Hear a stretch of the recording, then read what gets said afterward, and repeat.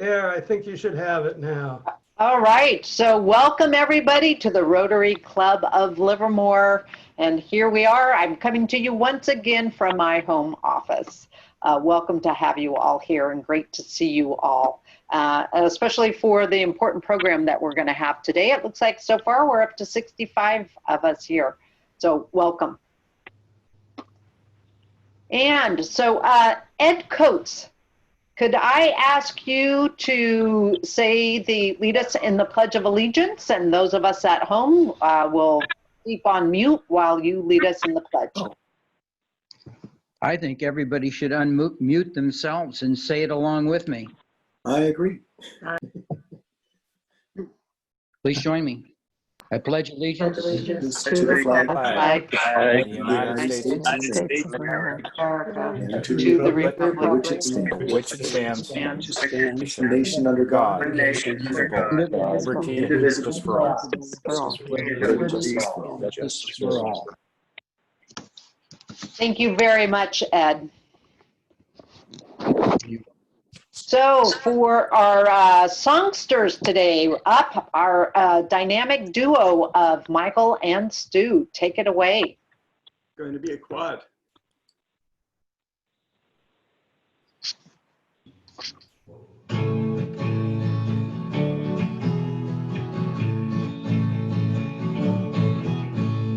Breaking rocks in the hot sun.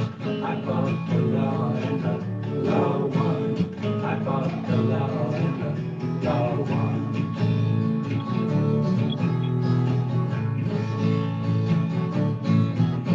I needed money 'cause I had none. I fought the law and the law won. I fought the law and the law won.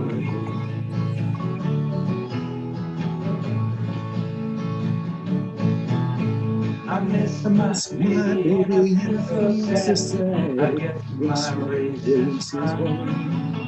She's the best girl that I ever had. I fought the law and the law won. I fought the law and the law won. All right, Michael.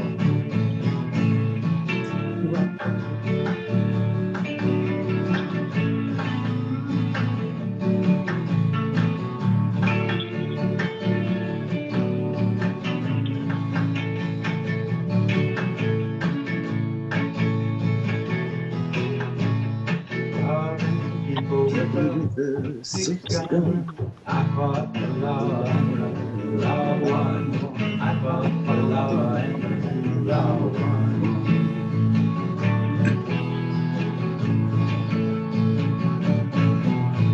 I miss my baby and my fun. I fought the law and the law won. I fought the law and the law won.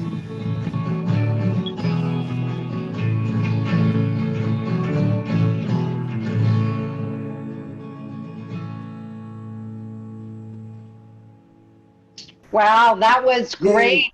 I am very impressed by the technology that Stu and Michael do to put that together. So thank you very much, and very appropriate for today. So Marty, you are up next with our thought for the day. Okay, can you hear me? We can. Okay, well, I'm filling in for Paul Thompson, who had another commitment today. And what I want to talk about is my 51 years of being John Shirley's friend and John Shirley's colleague as a veterinarian. For those new in the club may not know who John is, he was a veterinarian in Livermore for 30 years. He was mayor of the city for 2 years in the mid-60s, but he was a World War II veteran and a hero. He fought, landed at Anzio and fought all the way through Italy and France and into Germany. And he received a battlefield commission at the end of the war. John's a very special man, probably one of the most decent men that God ever put on this earth. And in our travels, John would expound something out of the middle of nowhere that was just pearl of wisdom, and I want to share a few of those with you. John used to love to say the best way to lose an enemy is to make a friend out of him. And that's true. The other thing John loved to say is you can play golf and tennis and be bad at it, but the one thing you have to be good at is flying an airplane. You just can't be a bad pilot and do that. As well as you can't be a bad Rotarian president. Not that we ever had one. There's a couple things that he said to me that have to do with being a veterinarian that really struck home with me. He said any surgeon can get into trouble, but the difference between a good surgeon and a bad surgeon is a good surgeon knows how to get out of trouble. A bad surgeon doesn't know what to do. And he showed me some tricks that really were helpful to me in my years of practice. When I did get into trouble, he showed me how to get out of it. The other thing he said that made a lot of impression on me is that you can make a lot of money in this profession, but if your colleagues don't respect you, you haven't been a success. And John certainly was a success because he was respected by everybody. But there were a couple of veterinarians in this valley that John didn't respect because of their ethics. And even though they made a lot of money, John made it very clear he didn't approve of them. The other last thing that John often said was, I tell all of my friends that if I don't go to their funeral, they don't have to come to mine. And he loved to say that. And the last one didn't come from John, but it's one that I heard, and it applies to one veterinarian in this valley. And it's that if two wrongs don't make a right, why not try a third? So those are the pearls of wisdom from John Shirley and one from Marty. Thank you. Thank you very much, Marty. Thank you, Marty. And what a wonderful way to remember John as he's with us. So next we have our meeting front line. So Glenn Kubiak, our Zoom host extraordinaire. Trish Monroe is our Spur reporter for the day. Alan Frank is doing his always great work on the AV and putting together all our slides. I think that we need to give that shout out to Alan for all of the work he does to put this together. Niall for a videographer, and Don Wentz as our Spur publisher. And then now, introduction of visiting Rotarians. I know we have at least one visiting Rotarian. Gary Schwagerly, would you like to say hello?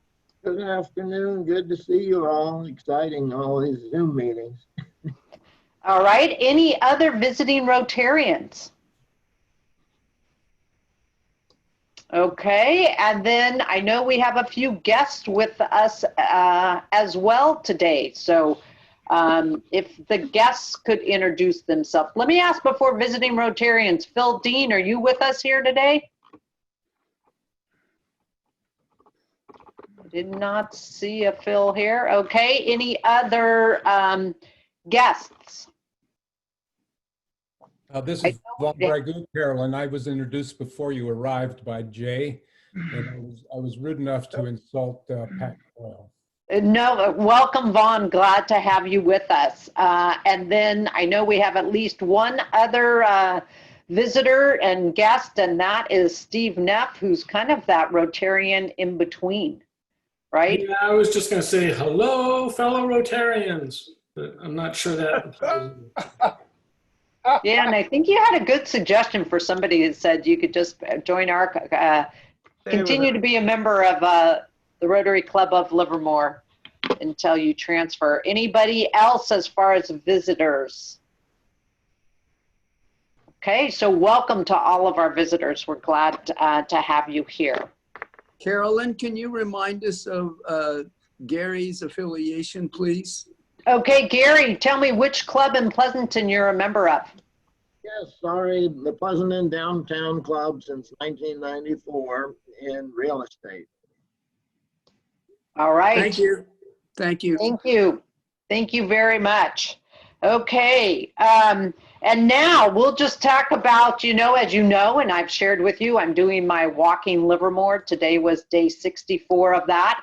And so I want to show a couple pictures. The next pictures, Alan, that I took earlier this week while I was on a walk. So lots of people put out encouraging signs. So I think especially this week where we're hearing about the number of COVID cases going up and some reductions or rolling back things that we can do in Livermore. These are all things to remember. So we're all in this together,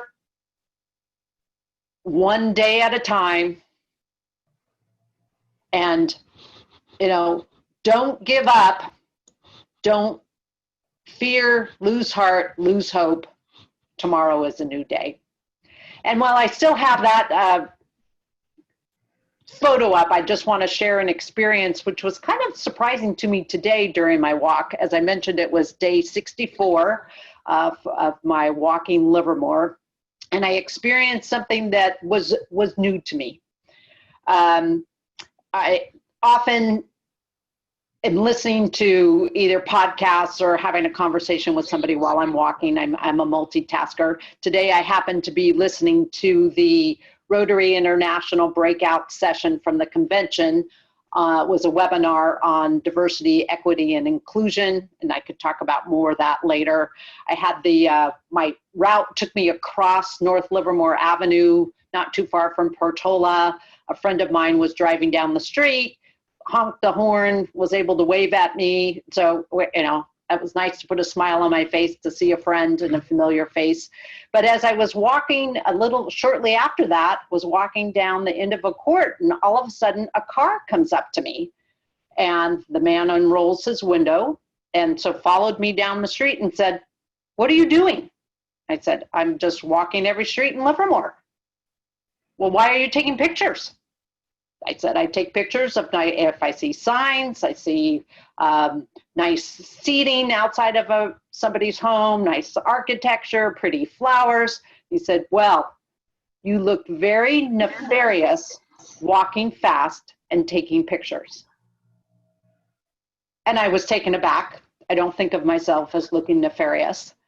And I think the second thought I had was he obviously then saw me, followed me to ask me that question and what I was doing. I wondered two things. First, what would have his reaction been if my skin had been brown or black? Would he followed me, or would have he made a call to Chief Harris or the police department? And it saddened me that he jumped to a negative conclusion first, that somebody out walking quickly, enjoying our city, was up to something nefarious. And then it also reminded me to check myself and to make sure that I don't jump to negative conclusions first. And that if that is my reaction, is to first be negative, to take a breath and think again. And then maybe that is not what somebody's intent is.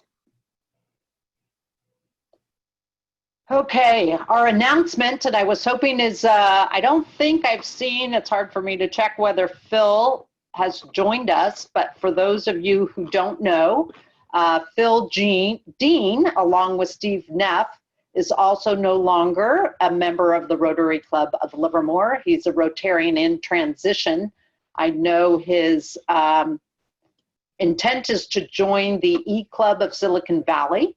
But I also want to let you know that Phil continues to be involved at the district level, and he is the Gift and Estate Planning Program Chair for our district, and that has to do with the Rotary Foundation and putting together a team of advisors that can work with Rotarians who are interested in leaving a legacy gift to the Rotary Foundation. So we congratulate and thank Phil for his continued work at the district level. He was with us last week, and hopefully he'll join us at a future meeting.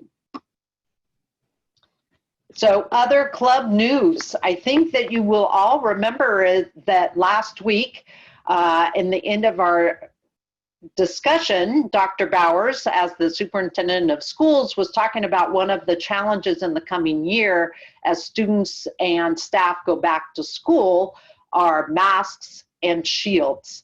And just like Rotarians always do, Rotarians know people in the community who can make connections. So I just wanted to share with you that from that meeting, I think maybe even Alan Burnham was multitasking during the meeting, and Alan knew that June Yu and her husband have been making shields, face shields, using their 3D printer in their garage. So that afternoon, we were able to connect June, or within a day, 24 hours at the most, with Kat Arthur in the school district's nursing staff to help make shields when they're are needed. And then Carol Garrick as well has a neighbor who in his small manufacturing here in Livermore has been making masks and shields. And so we're going to connect them with the school district as well. So even when we are sitting at home behind our computer screens, Rotarians can still make connections, can still facilitate positive things in our community. So a shout out to everybody there. And then great news, we received emails this week that our Area 4 Global Grant was approved. So remember, the global grants come from our district designated funds, which come back through the generosity of our club to the Rotary Foundation. And this year we did Area 4. So in Rotary speak, that means all of the clubs in basically Livermore, Pleasanton, Dublin, Castro Valley, and Hayward make up Area 4. We decided to, with kind of the guidance and leadership of under Pat Coyle, apply for a grant. And it is just almost 100,000. I'm going to round that to 100,000 that will be used locally this year. And it will be for medical equipment for 3 community health centers in Alameda County. So real shout out to Pat Coyle, Jeff Youngsma, and Glenn Kubiak for their work on that, and to every single Rotarian who has contributed to the Rotary Foundation, which allows us to have that money come back to us and be used locally. You'll hear more about that in the future as well. So round of applause for everybody involved with that. Oh, Carolyn. Yes. Oh, which facilities would that money be going to? So you'll hear more about that, and hopefully I'll get this right, Pat Coyle. So that will be Access Community Health, the hospital in Castro Valley, and another facility that serves the communities in Hayward. Pat Coyle, can you jump in and remind me of the third one? Sure, Carolyn.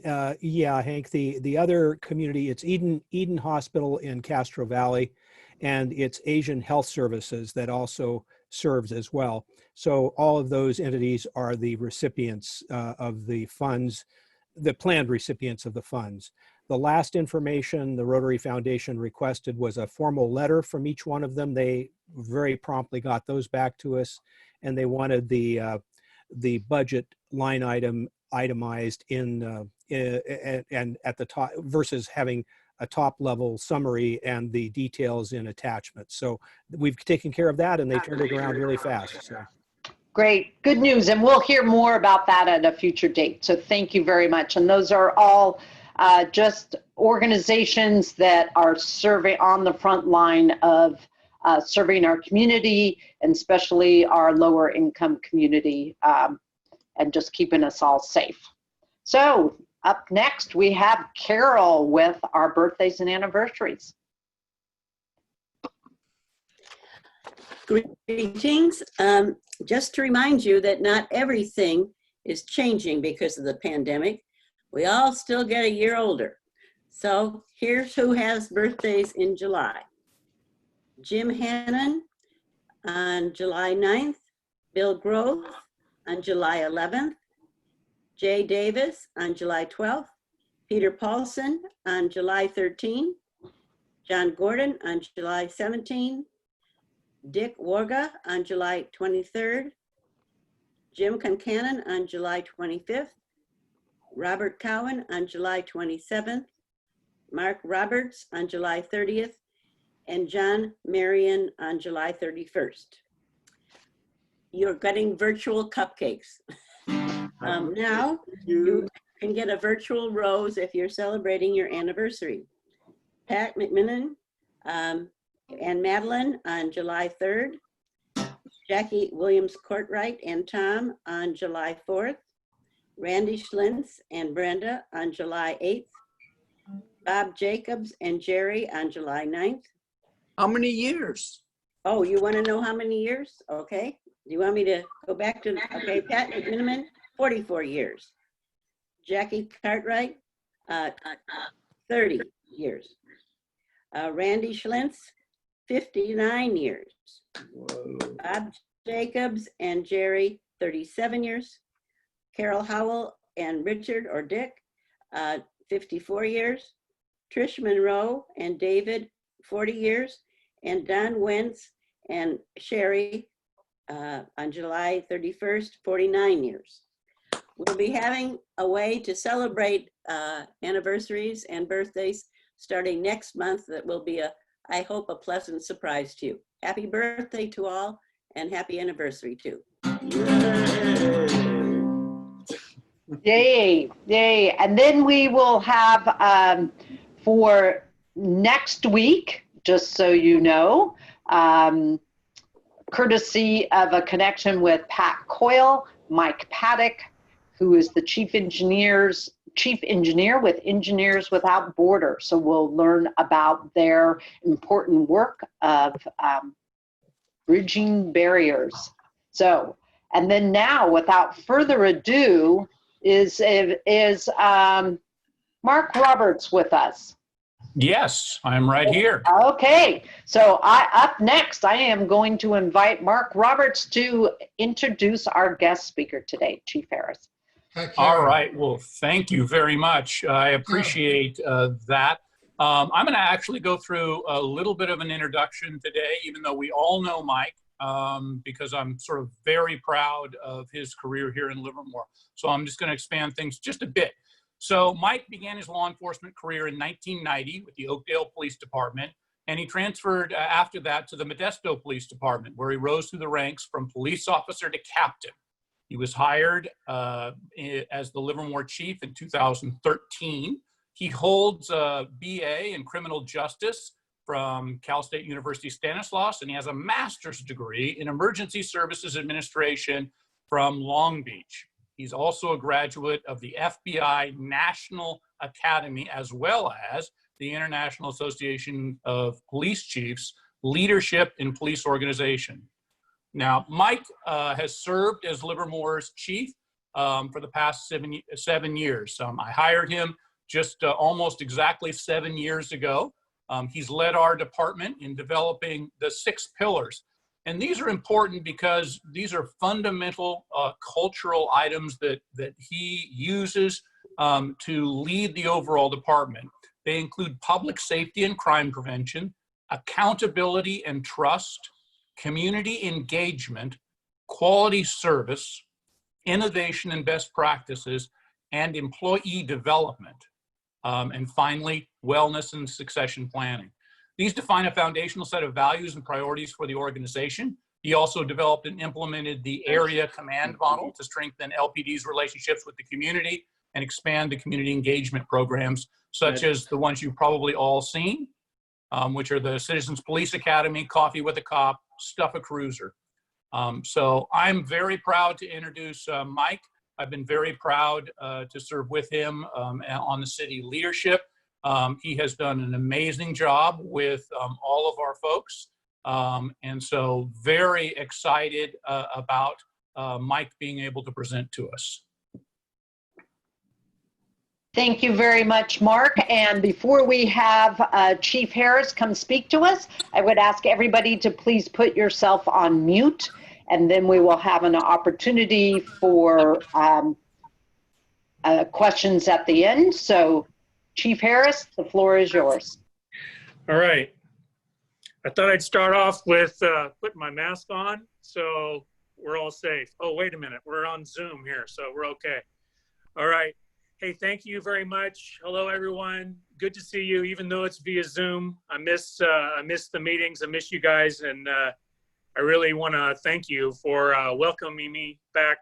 You know, 6 or 7 years ago when I became a member of Rotary, and I really, really enjoyed my time with all of you and getting to know you, and just being part of helping other people in the community and everything that you guys do. So thank you. What a year 2020's been. just unbelievable. So I've got a little outline here. I want to try and get through some things, and and then leave some time for questions, because I know with everything that's happening in the world, there might be some questions there. So we'll try and leave some time for that. And I want to start off with the rumors are true. If you've heard, or if you haven't heard, I will be retiring. Coming up on August 14th is my last day. So, but my last day in the office will actually be July 31st. So that, like, as Mark said, is 7 years here as the chief, which, if you don't know, in chief years, that's 49 years as the police chief here. So, but actually, that's almost 31 years in law enforcement for me as a whole. And I've absolutely loved the career.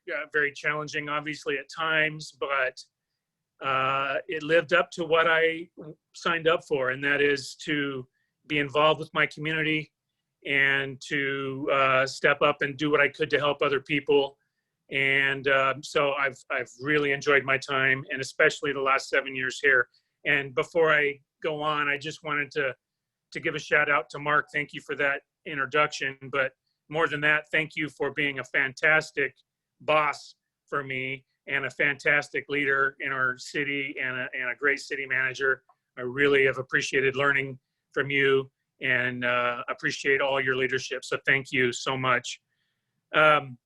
So that takes me into, well, first of all, I heard some questions earlier about, will there be an interim, or is there a recruitment, that kind of thing for my position. So yes, there is an interim, and that's one of the captains that's currently here. His name is Jeremy Young. He's been here with me for about 6.5 years. And I believe that I've brought him to Rotary before and introduced him as well as a guest. So I'm sure he'd be glad to come on at some point and talk to you more. So he will be interim, but the city will be doing a recruitment effort. So, a full-scale nationwide type recruitment. I know Captain Jeremy Young will be interested in that position, as well as maybe the other captain that's here, Matt Sarsfield. But hopefully, I think the idea is that as soon as possible that will take place and a selection will be made. So I know that we'll all be looking forward to that. So I wanted to also just mention a few things about what I'm most proud of, I suppose, just kind of reflecting.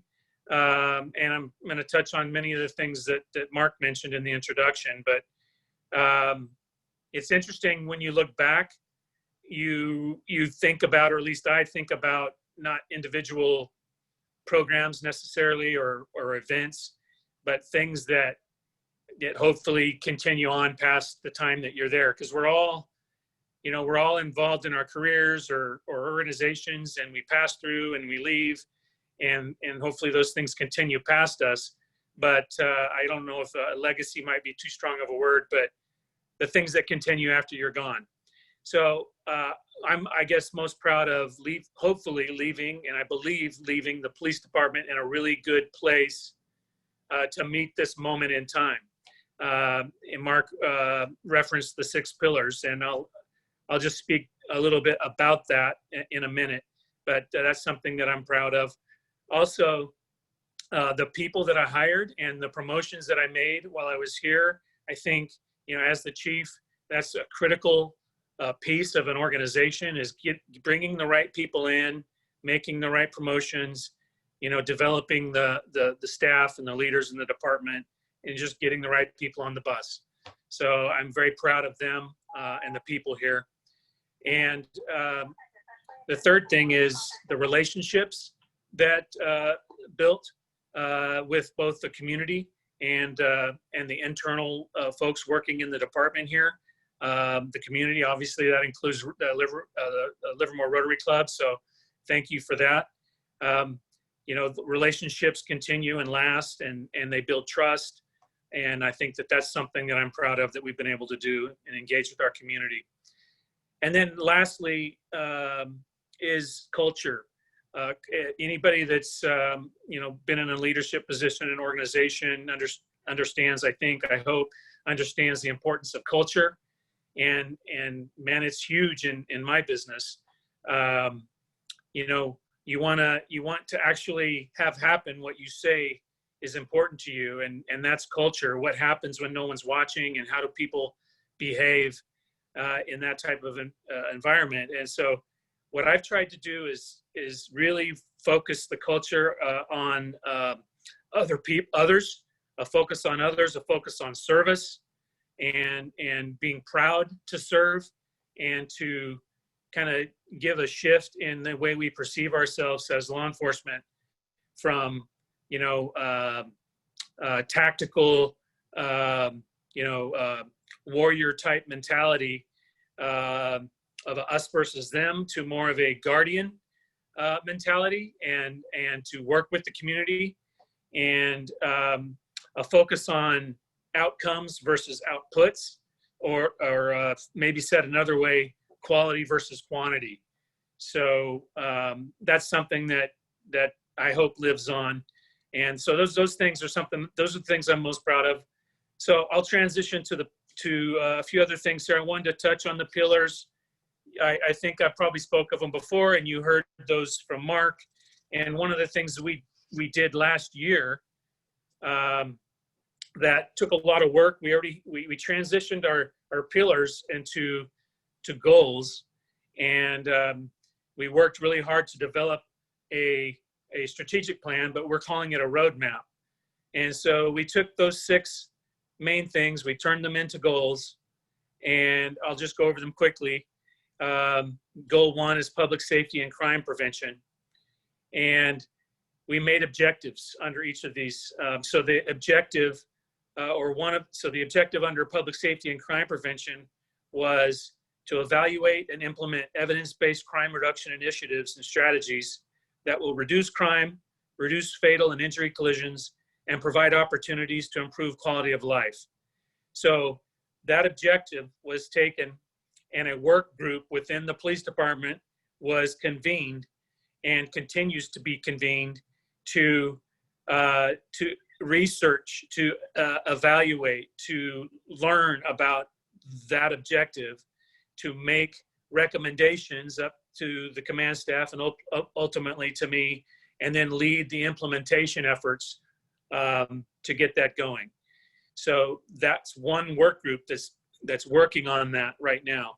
Objective 2 under that same goal was to review and evaluate our special operations unit's primary mission and deployment procedures to ensure that it's responsive to current needs, issues, and problems. So again, a separate work group was developed to review that, to make recommendations, and to lead the efforts. Goal 2, or pillar 2, is accountability and public trust. And so one of the objectives under that was to create a system of checks and balances by identifying the internal audits that should be conducted and the appropriate personnel to conduct and manage them. So a work group is established and working on that and doing the same as the other things. The second objective under that pillar is to explore ways to enhance transparency with the public. For example, make our policy manual available online, allow public access to department arrest and use of force data, evaluate policies and allow public release of camera footage, continue to make annual report and the budget public information, and etc. Explore ways to elicit feedback from our community members who have had interactions with the department. So there's a group established and working on that now. And we want to implement recommendations to meet that goal. Goal 3, or pillar 3, is community engagement. The objective under that one is, number 1, is to evaluate and explore ways to improve the area command model, including the neighborhood officer program. The second objective is to improve participation in public safety related events. For example, National Night Out, Coffee with the Cops, etc., and ensure department staff attends neighborhood watch events. Objective 3 under that goal is to review, evaluate, and enhance our volunteer efforts with the department. So for an example, how can we provide better oversight, better direction? How can we provide better resources to our volunteers who do a great work in our community. Goal 4 under the roadmap is quality service. So the objective there was to enhance the culture of community service and ensuring that all members of the community receive the highest quality service, and to enhance the culture of internal customer service by improving intra-departmental communications and support that bridges the gaps between divisions and units. Goal 5, or Pillar 5, is innovation and best practices. The objective under that was to review and evaluate technology to improve public safety and operational and administrative effectiveness. So there's a group working on that. A second objective under that was to update and or create appropriate procedure manuals designed to work in concert with the department's policy manual that contain written descriptions of processes and systems that we employ in the fulfillment of our mission. A third objective under that was to explore hiring or contracting with a mental health clinician to work with officers in the field and ensure that all officers complete crisis intervention training. And the last one, the last goal, the last pillar is employee development, wellness, and succession planning. The objective under that is to review and evaluate current training programs, mentoring programs, and career development opportunities, ensuring that current needs are being met and sufficient support and resources are provided. The second objective under that is to review and enhance employee wellness programs, including both physical and mental health opportunities and outcomes. A fourth objective is to strengthen our recruitment efforts to attract highly qualified and a diverse workforce and develop staff for special assignments and promotions. And the last objective is to explore ways to enhance and develop the police facility and to improve efficiency in employee workspaces. So that is our roadmap. That's our strategic plan that was developed last year before any of the issues that are so important now to the public. So I wanted to let you know, and I take every opportunity to let our community know, that these things have been important to us, to me specifically as a chief, since day one that I've been here. And we've been developing them, we've been working on them, and we become more professional with every advance in them. And that's the purpose of it. And so we're pretty proud of our efforts, but we recognize and know that we can always get better, we can always improve. And I think that's the mark of a good organization, is that recognition that you're striving constantly to improve and get better. Not to say we're perfect, we're far from it, but always trying to improve and get better. And I just really, as I reflect on that and some of the things I just mentioned to you, it seems to meet this moment right now we're in our country, this focus on public safety and equity and those things that we're hearing. And we believe that has great value. We want to listen and be a part of the dialogue that's happening. And you know, policing in my mind has always been, and it actually is, for our democracy, we exist at the consent of the governed, the people. So we're here in response to what we're hearing. We need to listen and we need to make adjustments that are necessary in that way. So a lot of the things that are being talked about right now are things that we're working on. And so we're going to take this input and this things that we're learning now and adjust that to our roadmap. So that takes me to maybe a little bit closer look at use of force, or some of the things that you might be hearing about. You may have heard the term 8 can't wait. And if you haven't, what that is, it's a group that was formed in response to police uses of force that across the country, and looking to say that there are these specific policies that can be implemented that reduce excessive uses of force or fatal outcomes with police interactions. And so these 8, what they've done is somehow they believe they've looked at everyone's policies and graded each agency in the country And so they gave us a poor grade and said that we only met 3 of the 8. And so there's been a lot of confusion about that from some people in the community. And so I wanted to just quickly address that with you. So, you know, we know that we are exactly in line, basically word for word, with 3 of the 8. A fourth one, which was the carotid restraint, they say that it should be banned. They talked about strangleholds and chokeholds should be banned. And they said we didn't meet that, we being the Livermore Police Department. Well, we always banned strangleholds and chokeholds as a form of authorized force. But we did have a technique called a carotid restraint, which restricts blood flow, and it's a different technique than choking someone. It's not air, it's blood. And it was a trained policy and has been for many years with almost every agency in the country. But the state of California recently decertified that as a technique. And as soon as they did, we removed it from our policy. So we no longer have that as a policy, as a technique that's in our policy. So that's 4 of the 8. But I just want to go through each one of them really quickly. Number 1 is de-escalation. So the de-escalation is interwoven into the Livermore Police Department's operations, and it's listed in our policy as required. Every officer has attended mandatory interpersonal communication and de-escalation training to reduce the likelihood of the use of force encounters. And de-escalation techniques are included in various continued professional training topics and reality-based scenario training. And our policy specifically states that officers, when feasible, should use de-escalation techniques, crisis intervention tactics, and other alternatives to force. The second of the 8 was, they say that we needed to have a use of force continuum in our policy.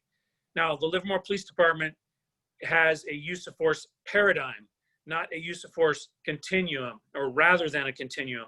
And what a paradigm does is it allows an officer to choose the appropriate level of force based on the situation, while following policy, which dictates that the officers use only that amount of force that reasonably appears necessary. So that is in our policy.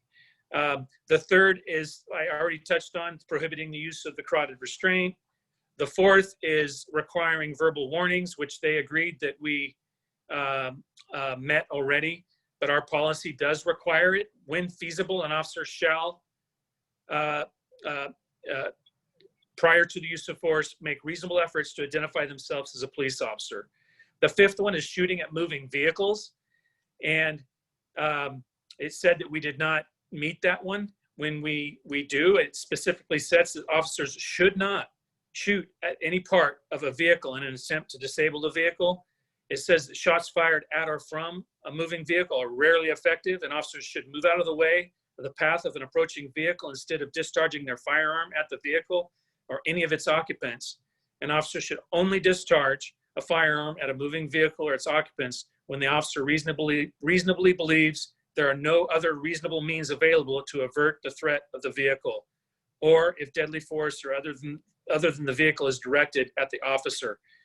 So, for example, removing that completely from our policy and saying an officer can never shoot at a moving vehicle would prohibit a situation that we've seen often around the country, unfortunately, where people are starting to use vehicles as, weapons in crowded public spaces. So we can't completely remove it. We can discourage it, and we can try and, train other ways, which is exactly what we're doing. The sixth one was to evaluate all reasonable alternatives before deadly force. So our policy says if an objectively reasonable officer would consider it safe and feasible to do so under the totality of the circumstances, they should evaluate the use of other reasonable available resources and techniques when determining whether to use deadly force. And then the seventh one is a duty to intervene. It's listed in our policy. Officers have a requirement to intervene if they see another officer using excessive force. And then lastly, comprehensive reporting of all uses of force. There is comprehensive reporting. If an officer uses it, they must report it to a supervisor. They must document it in their police report. They must complete a use of force review. That review goes to a supervisor. First of all, a supervisor goes to the scene in the field, evaluates the situation, receives a use of force report, does a report on it, a summary, a memo up the chain of the command. They all go up, they're all reviewed and commented on all the way up through the professional standards unit, all the way up to the chief of police office. And we do analysis every year on all of the uses of force and do a report every year on that. So I'm sorry if that was a little long on that, but it's something that's been, you know, a lot of people asking about, and this created some confusion, and I wanted to touch on that.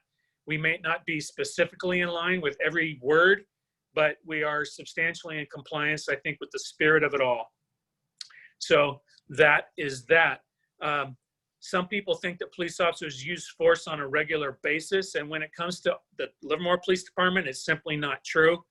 The ultimate objective of every law enforcement encounter is to avoid or minimize injury.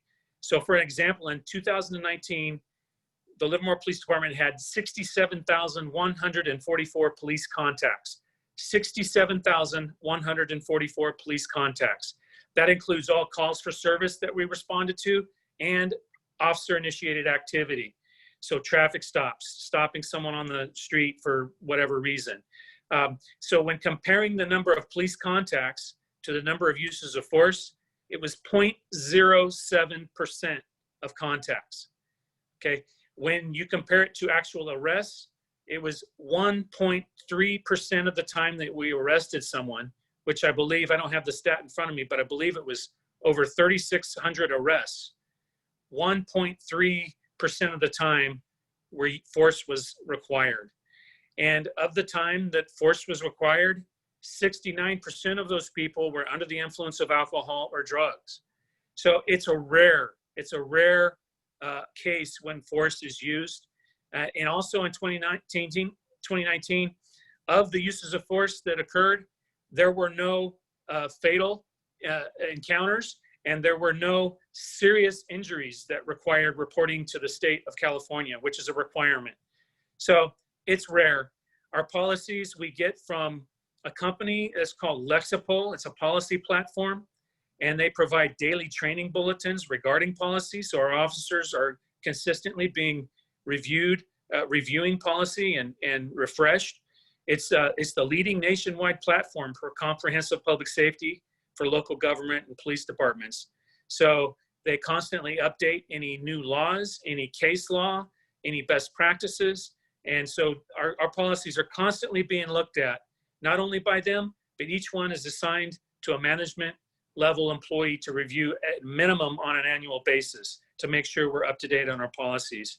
And certainly use of force and things like that are covered multiple times a year. And officers receive amazing amount of training. Our use of force, we have a unit within the department, our use of force division that teaches it, that are experts on training. And we did over 2,000 hours of training in 2019, that unit to officers in the department. So I want to transition real quick. I don't have too much more time, but I wanted to talk about the mayor's pledge and what's happening with the council right now. Our council adopted the mayor's pledge, which is something that the Obama Foundation and My Brother's Keeper Alliance was asking communities officials to do. So it does four things. It asks them to review the police use of force policies, to engage the community through a diverse range of input and experiences, to report the findings back to the community and seek feedback, and then, if appropriate, to reform any police use of force policies. So that led to a subcommittee being formed from the council that includes Vice Mayor Warner and Councilmember Monroe. Shout out to Rotarian Monroe, who are leading that effort. And if you're not familiar with it, you can go to the city's website and find that as a public document. It just was approved by the council at our last council meeting this past Monday. But the title of the subcommittee is the Subcommittee on Equity and Inclusion with Implications for Public Safety. And the objective is to enable equity and inclusion in Livermore through diverse community engagement that will result in a welcoming city, exemplified by equity of opportunity and just treatment for all. So what they want to do is develop our vision for the future that will ensure equitable public safety and next steps for quickly and efficiently closing the gaps compared to our current state. So that is proceeding. The framework was approved Monday night, and there will be a working group formed from the community. And there will be short-term goals, there will be midterm goals, there will be long-term goals. What they learned and just the outreach that they've done so far is that this goes way beyond policing. To your example, Carolyn, earlier about someone seeing you and what would they have done if it was a different color. And so there's stories we need to hear from our community, from our people of color.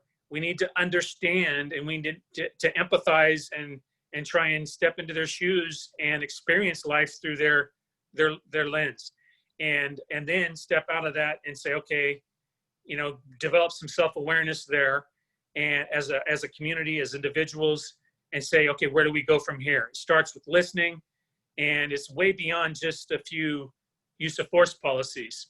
So as far as participating in that, there's be more information that's going to be coming out from the city. There'll be an application process to be involved in the working group. That obviously is limited. The working group, it can't be everybody, but that working group is going to then go out and listen. So the broader community, there'll be listening sessions. There'll be opportunity to hear these stories and then report back. So report back to the full council. And that, again, is short-term, midterm, long-term. You know, structural racism exists. And so, you know, it's good that we're looking at those things and trying to improve and become a better, more equitable and inclusive community. And I think that gets me right to just almost close there. And I didn't even get a chance to mention the pandemic yet. So I wanted to leave a little time for questions. And so I'll do that now. Turn it back over to you, Carolyn. All right. Thank you, Chief Harris. Thank you very much for that very comprehensive overview of where we're going. So I want to let everybody know how we're going to handle questions. We have a little bit of time for those. I'm encouraging everybody to use the raise your hand function in Zoom. So if you haven't already, click on participants and you can see there's a little blue hand. That's how you raise your hand. I'm going to first ask a question. So we're going to go first and have those people be able to ask their questions. And there's a question in the chat. And so that was, Chief Harris, do we have a policy in the Livermore PD on body cameras? Yes. Let me make sure. Yeah, okay. I was checking to see if I muted myself. So we've been a leader for body cameras. We've had body cameras for, well, almost right after I got here, because the agency I was at before, we had them. We were actually one of the first to employ them in Modesto. And then when I came here, I already knew the value well before it became kind of a thing. And so we got them really quickly. We've had them for at least 6 years, maybe longer here. And we do have a policy. It's required for officers to utilize them on any type of interaction or call. And they've been, you know, at first it was a bit, you know, hey, I have to record everything I do kind of a thing, the officers. But now, you know, they've just seen the benefit to them and everybody else for having them. And so it's something that's been embraced. And yeah, so we have a policy, we employ them, and they've been very effective. All right, thank you. So Dale Miller, you were first to raise your hand. Unmute yourself and ask your question. Thank you, Carolyn. Chief Mike, I think what you've outlined is laudable. How are you and City Manager Mark Roberts going to ensure that the new police chief, whomever that might be, is encouraged to develop the same or a similar set of standards, or will we be starting over in August? Well, I hope not. That's a question probably after I'm gone to go more to Mark than me. But I'll just, a couple of thoughts there is that, you know, the arc of time required to to change culture is long and requires consistency.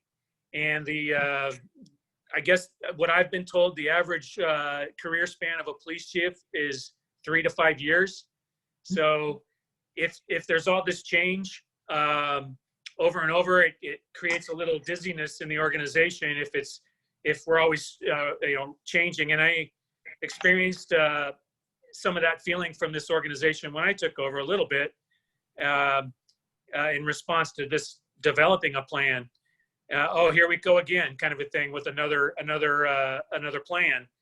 So I genuinely hope that whether it's this or not, what I like about the pillars is you can put objectives, anything you wanted to do, pretty much. You can slide under one of those 6 categories and include it as a new objective. You don't have to start from scratch. So, and that's kind of one of the things that I really like about them. So that'll be kind of up to Mark as a leader to, obviously select the right person and then set the tone for that.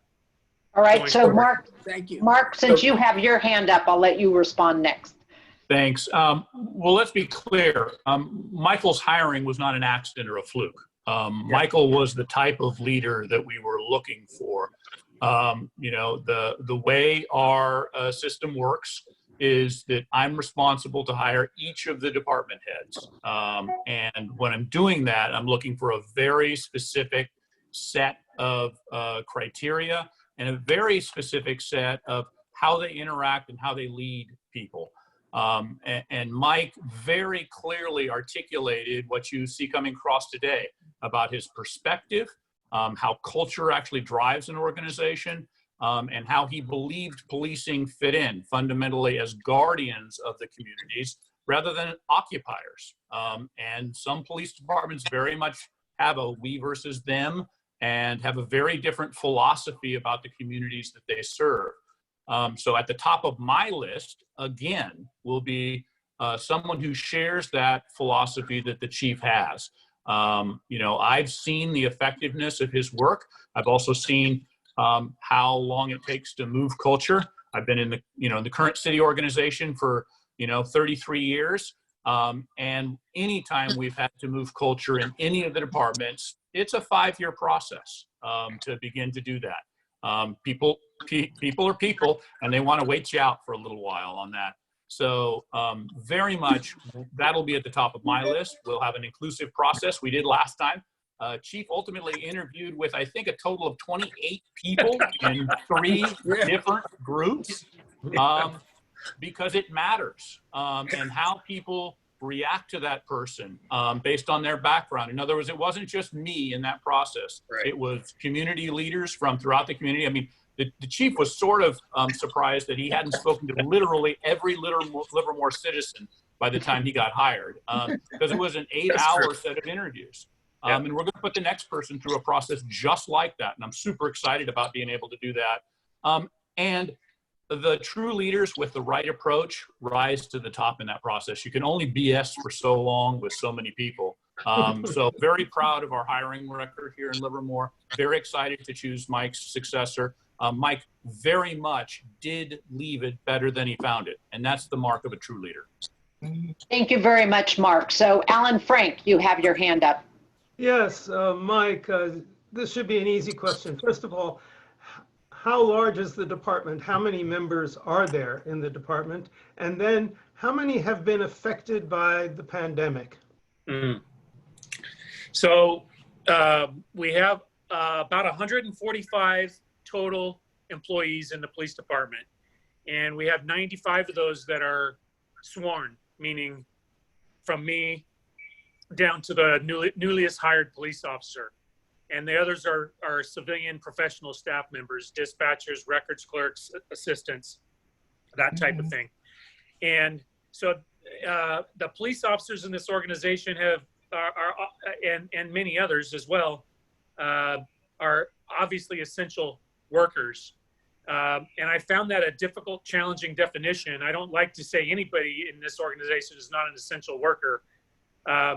but I've looked at it more as first responder.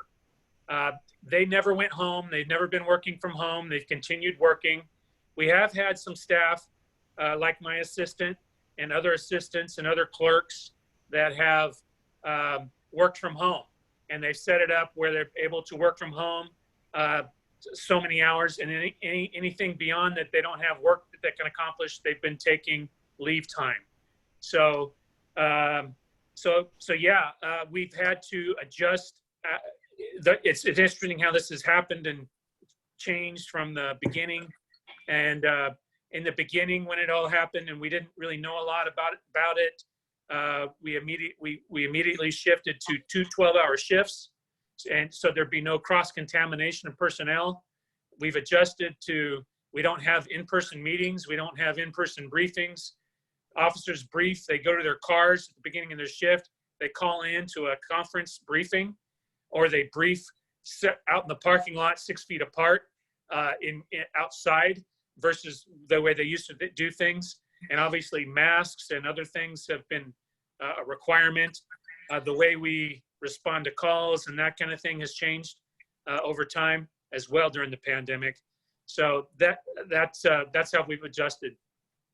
So, Chief, I just want to be respectful of your time. We do have some more questions. Do you Sure. have time to stay with us for a couple more minutes? Yeah, for 10 absolutely. minutes? I have about Okay. 10 more minutes or so, yeah. Okay, perfect. 10 more minutes.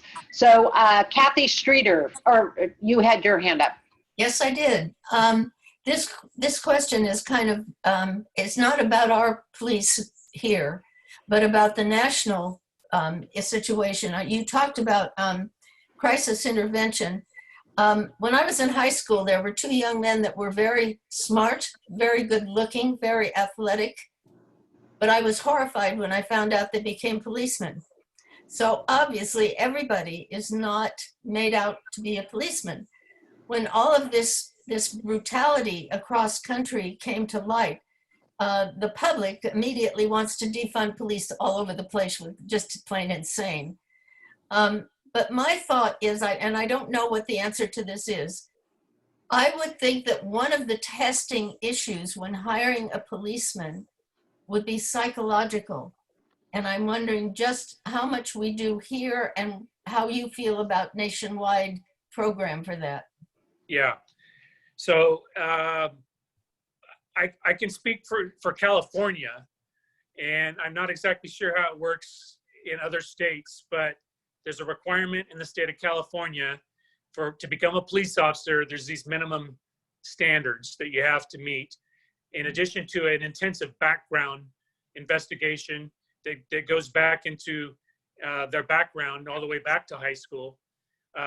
There's also a polygraph exam that happens, which is otherwise known as a lie detector test, and a very extensive application that asks all kinds of information about their life. And then the polygraph examiner uses that information to ask questions. But in addition to those things, after they receive a formal job offer or a conditional job offer, they have to go to see a medical doctor for a physical evaluation, and they have to go see a psychologist for a psychological evaluation. So to your question about psychological, and I remember going through it. So I've had to go through it twice. I had to do it before I came here to Livermore, and I had to do it way back 30 years ago.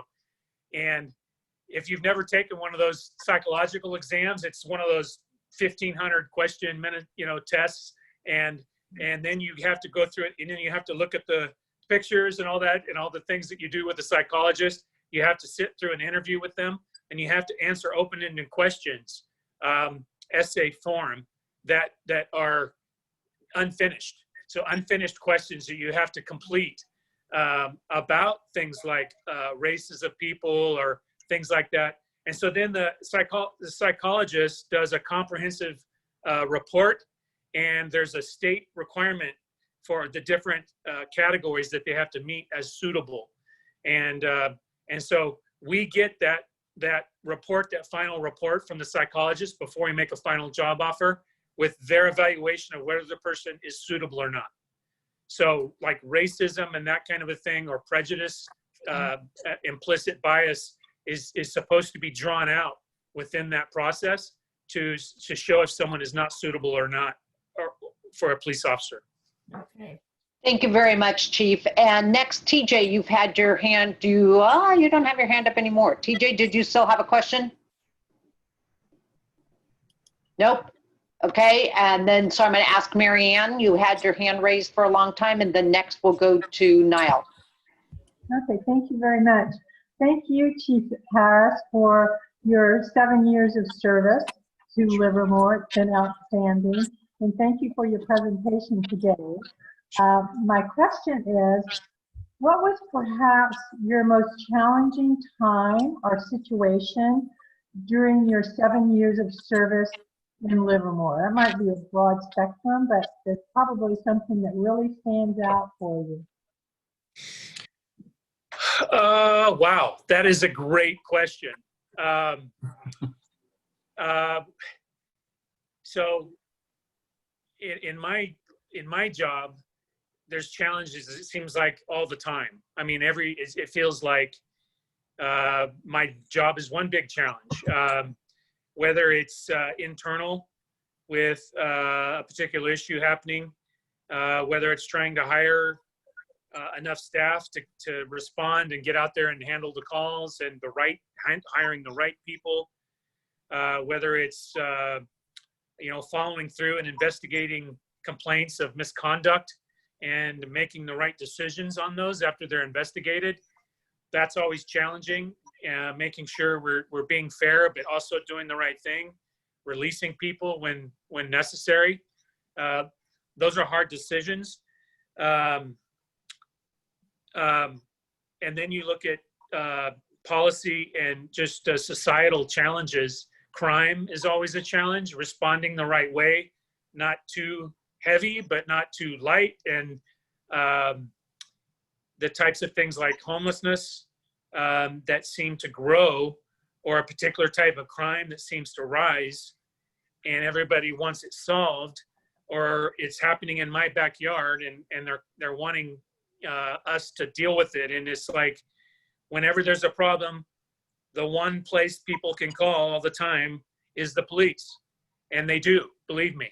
and so we're responding and feel responsible to have a positive impact on those things. And while they're largely, a lot of those things, and we accept the responsibility there, but a lot of those things are largely bigger than the police. There are societal issues that have root causes that are beyond, or there's a need that we can't arrest this problem away. There's some other thing that needs to happen. So for example, and I've spoken at length, I think, with you guys in Rotary about homelessness. You had our homeless liaison officers come, and we've had them come and speak as well. So that's been a particular growing challenge in the community. And for me, one of the things I'll just mention here is, because it was also mentioned, crisis intervention and this larger defunding discussion, which is a terrible branding for whoever came up with that term. I think a lot of people are talking about reallocating resources and try and handle things in another way where police aren't needed, maybe. So talk about mental illness. We talk about crisis intervention in the community. Obviously people that have substance abuse issues over long periods of time can develop some mental illness from that. Homeless folks can either become homeless because of mental illness, or they develop mental illness after chronic homelessness. And they have crises, they have things that happen. And so, yes, we need, and people call the police to respond to that. And we do our best to train our officers to respond to that, but they are not mental health clinicians. There's an issue with those folks that need that. We take them under a term that's called 5150. It's a part of the government code, and it allows officers to take people, to detain them and take them to a medical facility for evaluation. But beyond that, since the state closed the mental illness, the state hospitals back in the 60s, there's not really a place for those people where they have time to be sort of, I used the word committed, but to have supervision and to get back into a place where they're thinking clearly and their chemistry and their brain chemistry and stuff is back working correctly, and they can make good decisions and then, you know, be put back into society in a good way. So we lack that right now. There's a gap in the system. And until that's fixed, and until we can get more follow-up, because the people that we take now are released right back into the community with no help, no follow-up, no check-in, unless they have family or people that care about them that are doing that. There's a big hole there. So we need that. It's something that you saw in the roadmap that we've been wanting for a long time. This crisis is bringing that to the forefront, and that's being talked about, and I'm glad it's being talked about. There's a pilot program in Alameda County happening right now over in San Leandro and Hayward and Oakland, where mental health clinicians are riding with paramedics, and they're responding. They're going to be responding to those calls instead of police if they don't need police assistance. And so that's a good thing. So that is a challenge. And that's just off the top of my head. There's a lot of challenges, but I would say homelessness and mental illness and some of those things have been the most challenging issues that still need work on. All right, thank you very much, Chief. And then Niall, I did say that we would give you a chance to ask your question. So Niall? Okay, Chief, can we know where COVID hotspots are in Livermore? So the short answer is no, unfortunately. Other than, I guess I would say, I just speak for me personally. I look at it like a hotspot is going to be anywhere where there's a large group of people gathering, especially if they're indoors. So I would just assume, based on the ratio and everything that's happening, that that's a hotspot without further data. The way that the county does this is, people get tested, the results go to those people, and positive results also go back to the county as to, where that person resides. And so that's how we get these numbers. You can go on their website, you can see all the different jurisdictions from day to day and the rise and the per 100,000 capita. But what they don't do is you can even see per zip code. So you could get somewhat of a breakdown, because there's what I think at the most 3 zip codes in Livermore. So you can look at it by zip code. But beyond that, you're not going to see a hotspot like you would see in a hotspot map, or if you're familiar with that kind of a map, you won't see that, because of the privacy issues and et cetera related to that. So unfortunately, no.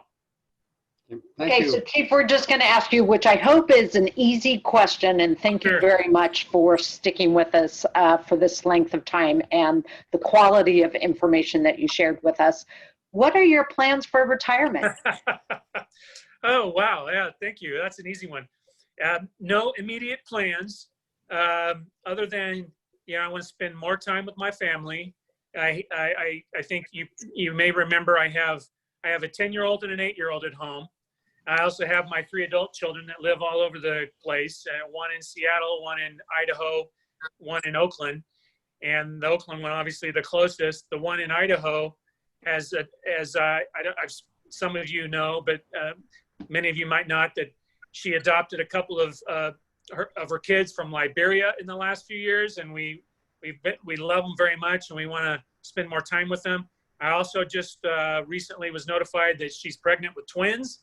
So the gravitational pull there is huge. And so I think we'll be looking to obviously spend more time there, but maybe even for a place to live, because I want to be close to my kids and grandkids. And we're going to do a little traveling. We're going to go up to Yellowstone towards the end of August. It's difficult to travel now. We had plans to go to Alaska. We had to cancel that. So hopefully things stay somewhat, moderate as far as being able to go to some of these campgrounds and things like that, because that's what we're planning for the end of August. but I love Livermore, and you know, lived here for 6 years now, and I'm really looking forward to just, you know, staying here and being and continue being part of the community. All right. So thank you very much, Chief Harris, and really enjoy. Best wishes on your retirement. And as people have said, thank you very much for your servant leadership to the city of Livermore. So thank you, everybody, for staying on a little bit longer. And just one quick shout out to one of our fellow Rotarians. Jackie Williams Courtwright is going to be doing a virtual demonstration today on how to plant herbs with the chamber, the Livermore Chamber's virtual mixer. So if you want to hear from Jackie, you still have an opportunity to go to the Livermore Chamber website, livermorechamber.org. That's easy to remember, and register for that virtual mixer. So thank you very much. Thank you very much, Chief Harris. We're very proud to have you as a fellow citizen in the city of Livermore. And that concludes another meeting of the Rotary Club of Livermore. Goodbye, everybody. Thank you for joining us today. Thank Thank you. you. Bye. Thank you, Carolyn. You're welcome. Thank Another you. great meeting. Thank you, Chief. Thank you, Carolyn. For program. Thank you.